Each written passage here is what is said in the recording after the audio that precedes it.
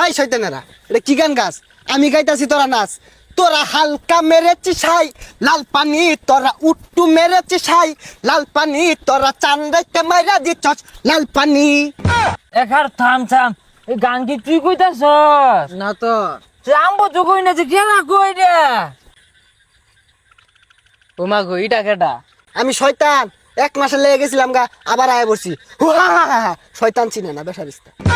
দেখ দেখ বেটো হারে হরে কি তুমি আউট করে উঠছে, কি সুরতে শ্বাস দিছে, খারাপ হতে হাজা।